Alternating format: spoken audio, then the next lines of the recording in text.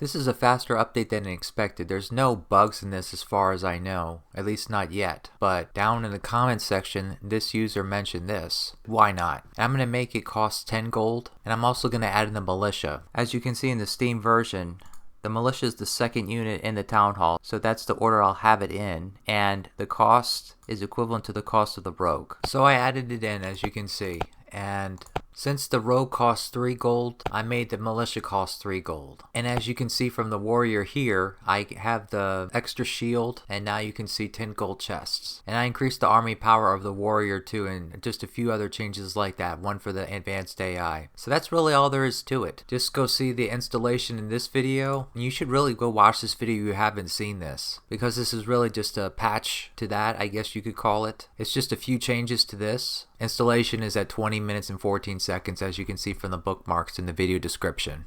So that's it. For the people who want to know what changes I made to the code, which I don't think the KaM Remake developers would be interested in that. Maybe they're interested in this to add in the siege units, but there hasn't been any plans as far as I know to add back the Militia into the Town Hall and to increase the power of the Warrior, make him into an iron armored troop basically, and be the same in every other way as the Barbarian except for that. This is just for other people. And I have to share my source code for every single mod of this game that I release, so this will function as the source code for that. Otherwise, the source code is identical to what I released in the attachment of this video. Anyway, okay, so here we go. First of all, the previous version ended with a 1. I'm going to end this one with a 2 to prevent saves from getting mixed up between game versions, if we want to call them that. Okay, here, I didn't put in the comments here that this is the catapult and this is the ballista, but note that that's what those 6s are. But if we take a look at this, it says UT pikeman, but that's actually the lance carrier. This is the pikeman. Since the difference between them is 1, and the pikeman has both an extra attack and armor over the lance carrier, that I was thinking just to increase it by half. Therefore, this is the Barbarian, Rebel, Rogue, Warrior.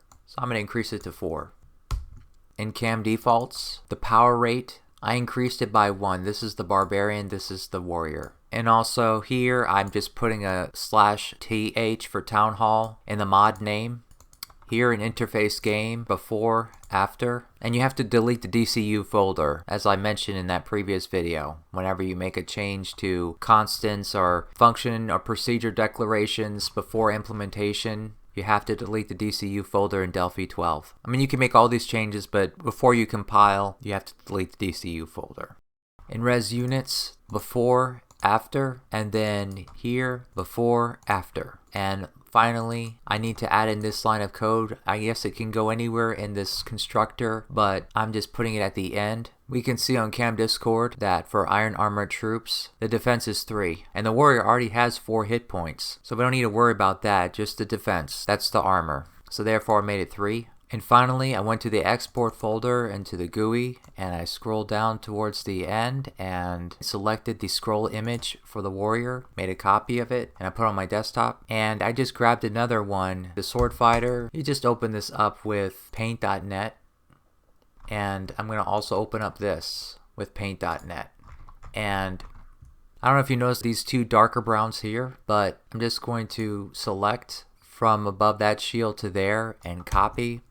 And then I'm going to come here and zoom in and paste.